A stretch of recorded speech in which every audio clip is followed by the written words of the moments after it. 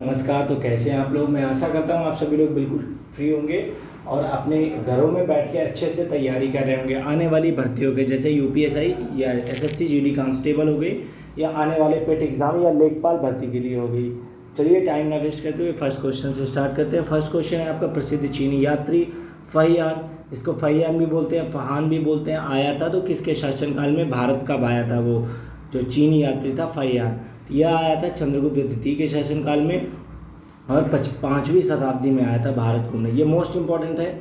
एक ये पूछा जाएगा आपसे, एक अलबर्नी का पूछा जाएगा। चलते हैं अगले प्रश्न की तरफ। अगला प्रश्न है आपका, चंद्रगुप्त द्वितीय यानी विक्रमादित्य ने अपनी दूसरी राजधानी कहाँ बनवाया था। तो कलकत्ता के बाद जो दूसरी राजधानी बनवाई थी वो बनवाई थी उज्जैन बनवाई थी। विक्रम संवत प्रारंभ हुआ था, तो विक्रम संवत कब प्रारंभ हुआ था, तो विक्रम संवत प्रारंभ हुआ था आपका 58 ईसा पूर्व के बाद विक्रम संवत प्रारंभ हो गया। नेक्स्ट क्वेश्चन है आपका, गुप्तकालीन रजत एवं स्वर्ण मुद्राओं का नाम था, यानी किस काल को गुप्तकालीन स्वर्ण मुद्राओं का काल कहा जाता था, तो वो था आपका गुप्त काल। कौन सा काल था वो, गुप्त काल था। और गुप्त काल में जो है स्वर्ण मुद्राओं के नाम थे वो थे रूपक और दिनार कहा जाता था इनको। चलते हैं अगला प्रश्न की तरफ। अगला प्रश्न जो कि आपकी दोनों मोस्ट इंपॉर्टेंट क्वेश्चन है। पहला तो नालंदा विश्वविद्यालय का संस्थापक कौन था, तो वो थे कुमारगुप्त, तथा दूसरा ये है कि नालंदा विश्वविद्यालय को ध्वस्त किसने किया था, तो वो किया था बख्तियार खिलजी ने किया था, मोहम्मद गौरी का जो कि सेनापति था। चलते हैं अगले प्रश्न की तरफ। अगला प्रश्न जो कि आपका मोस्ट इंपॉर्टेंट क्वेश्चन, अगला प्रश्न है आपका, विक्रमशील विश्वविद्यालय की स्थापना किया था, तो वो किया था धर्मपाल ने 1770 से 810 ईस्वी के बीच में इसका स्थापना हुई थी। चलते हैं अगला प्रश्न की तरफ। अगला प्रश्न है, महारौली में स्थित राजा चंद्र के लौह स्तंभ को बनवाया था, तो राजा चंद्र के लौह स्तंभ यानी लोहे का स्तंभ किसने बनवाया था, चंद्रगुप्त द्वितीय ने बनवाया था। अगला प्रश्न है आपका, गंगईकोट किसकी उपाधि थी या कहा जाता है, तो किनको कहा जाता है, ये कहा जाता है राजेंद्र प्रथम। अब राजेंद्र प्रथम कौन है आपके, डॉक्टर राजेंद्र प्रसाद। कौन है, डॉक्टर राजेंद्र प्रसाद। चलते हैं अगले प्रश्न की तरफ। अगला प्रश्न है आपका, गुप्त काल की राजकीय भाषा क्या थी, तो गुप्त काल की राजकीय भाषा क्या थी, तो संस्कृत। मतलब गुप्त काल में जो लोग भी राजा के आसपास रहते थे वो किस भाषा में बात करते थे, वो बात करते थे संस्कृत भाषा में, और उस काल में इस भाषा को गुप्त भाषा भी कहा जाता था। अगले प्रश्न की तरफ चलते हैं। अगला प्रश्न है आपका, अगला प्रश्न, भारतीय इतिहास का स्वर्ण यंग कहा जाता है, यानी स्वर्ण यंग कह दें या स्वर्ण काल कह दें या स्वर्ण पुरुष कह दें, तो वो कहा जाता है गुप्त काल को। किसे कहा जाता है, गुप्त काल को कहा जाता है।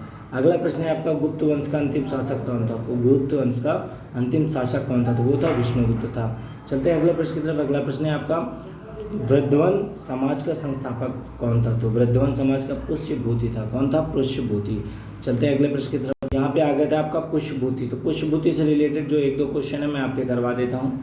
ये 194 क्वेश्चन है। पुष्यभूति वंश का संस्थापक कौन था, तो वो था आपका नरवर्धन। और हर्षवर्धन ने अपनी राजधानी थानेश्वर से स्थापित किया था कन्नौज जो कि आज के टाइम पे इत्र के लिए फेमस है। किसके लिए, इत्र के लिए बहुत प्रचलित है। चलते हैं अगले प्रश्न की तरफ। अगला प्रश्न है, भूमि देने की सम्मति प्रथा को प्रारंभ किया था हर्षवर्धन द्वारा, जो है भूमि देने की प्रथम सम्मति पत्र की स्थापना की गई थी। अगला प्रश्न है, चीनी यात्री हेन सांग किसके शासन के काल में आया था, तो जैसा कि मैं अभी आपको एक क्वेश्चन बता चुका हूँ कि फहियान किसके शासन काल में आया था। दूसरा पूछा जाता है आपका हेन सांग के बारे में, तो ये मोस्ट इंपॉर्टेंट दोनों क्वेश्चन है। ये क्वेश्चन में आप स्टार लगा लीजिएगा कहीं ना कहीं, क्योंकि यह हर भर्ती में पूछा जा गया हुआ प्रश्न है। तो इसका सही उत्तर होगा हर्षवर्धन। क्या होगा, हर्षवर्धन। चलते हैं अगला प्रश्न की तरफ। अगला प्रश्न है आपका, हेन सांग द्वारा लिखित पुस्तक का नाम क्या है, तो हेन सांग द्वारा लिखित पुस्तक का नाम क्या है, तो वो है आपका सीयूकी। क्या है, सीयूकी। हेन सांग द्वारा जो ये राजतंत्र से प्रभावित होकर लिखा था इसने। अगला प्रश्न है आपका, यात्रियों में राजकुमार कहा जाता है, तो वो कहा जाता है हेन सांग को।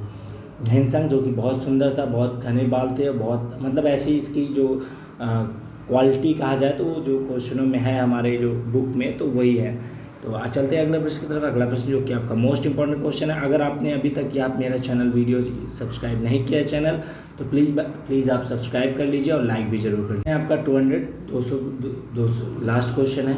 इसके बाद आपके 20 क्वेश्चन और हैं। नीति का पंडित साक्ष्य मुनि किसे कहा जाता था, वो कहा जाता है हेन सांग को। अब हेन सांग के बारे में 4 से 5 महत्वपूर्ण तथ्य हैं। एक तो वो किसके शासनकाल में भारत आया था, उसके द्वारा लिखी गई पुस्तक, इसको किस किस नाम से कहा जाता था, नीति का पंडित और साक्ष्य मुनि भी इसे कहा जाता था। तो ये आप लोग ऐसे करके जोड़ लीजिएगा। चलते हैं अगले प्रश्न की तरफ। अगला प्रश्न, अगला प्रश्न है आपका, हर्षवर्धन का दरबारी कवि था, तो हर्षवर्धन का दरबारी कवि कौन था? वो था बाणभट्ट। ये भी बहुत बहुत बहुत बार पूछा जा चुका है और बहुत इंपॉर्टेंट क्वेश्चन है। चलते हैं अगले प्रश्न की तरफ। अगला प्रश्न है आपका, पुलकेशिन द्वितीय ने हर्षवर्धन को 434 ईस्वी में पराजित किया था। कहाँ पे पराजित किया था? नर्मदी नदी के तट पर पराजित किया था। अगला प्रश्न है आपका, हर्षवर्धन प्रत्येक 5 वर्ष बाद धार्मिक सम्मेलन करता था।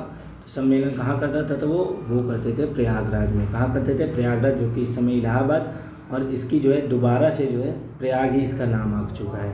अगला प्रश्न है आपका, हर्षवर्धन के भू राजस्व दर था, तो वो था 0.1.161616, क्योंकि ये खुद के रहने की स्थानीय केवल लेता था। उसके अलावा बाकी जो भी इसका जो राज्य का हिस्सा था, तो वो सभी जो है सभी का अलग अलग था। जैसे कि सैनिक, राज्यपाल, मुख्यमंत्री, जितने भी वहाँ पे थे, तो सबकी ज़मीनें अलग अलग थी, किसी में किसी का हिस्सा नहीं था।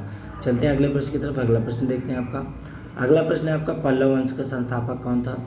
पल्लव वंश वैसे ज़्यादा पूछा नहीं जाता, लेकिन आप लोगों को बस प्रैक्टिस के लिए याद रखना है कि पल्लव वंश की संस्थापक किसने की थी? वो की थी सिंह विष्णु ने की थी। पल्लव वंश की राजधानी कहाँ थी? तो कांचीपुरम तमिलनाडु में थी।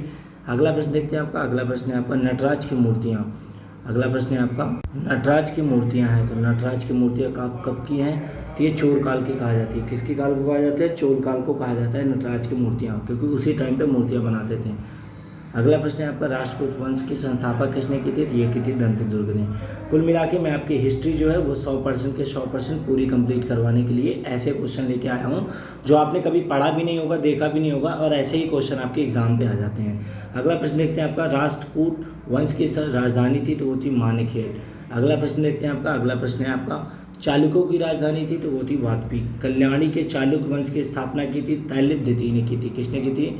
तैलप द्वितीय ने।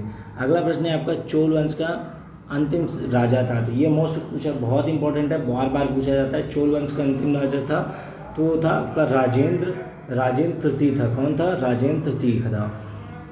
चलते अगले प्रश्न की तरफ। अगला प्रश्न देखते हैं आपका, भारत में प्रथम बार सैनिक शासन व्यवहार में लाया था, तो किसने लाया था? चलिए जान लेते हैं। वो लाया था ग्रीकों ने। किसने लाया था? ग्रीकों ने। ग्रीकों द्वारा जो है सैनिक शासन लाया गया था, जिनका व्यवहार और बोले तो डिसिप्लिन वगैरह थी। चलते हैं अगले प्रश्न की तरफ। अगला प्रश्न है आपका। अगला प्रश्न देखते हैं। अगला प्रश्न है आपका, नौ शक्ति के लिए प्रसिद्ध था। नौ शक्ति के लिए प्रसिद्ध कौन था? तो वह था आपका चोल वंश। कौन था? चोल वंश, क्योंकि इसी के शासनकाल में ग्रीक भाषा ने जो है सैनिक लाए थे। अगली क्वेश्चन है आपका। अगला क्वेश्चन है, स्थानीय शासन विशेषता क्या है? तो वो है चोल वंश का विशेषता।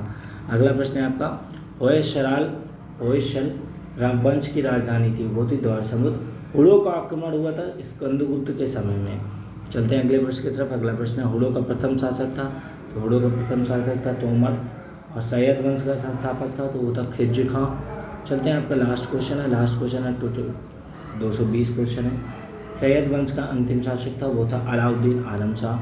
जहाँ तक मैं आपको अभी तक 220 क्वेश्चन प्रोवाइड करवा चुका हूँ, और जहाँ तक अब मुझे लगता भी है कि मैं आपको 2-4 वीडियो के बाद आपसे मॉक टेस्ट भी लेना स्टार्ट कर दूँगा। तो बने रहें इस वीडियो में। मिलते हैं अगले पार्ट में। अगला पार्ट आपका 11 आएगा। तब तक के लिए आप इस चैनल को लाइक और सब्सक्राइब जरूर कीजिएगा। अगर अभी तक नहीं किए हैं तो बेल आइकन भी जरूर प्रेस कीजिएगा। Thanks for watching my video guys. Thank you so much guys.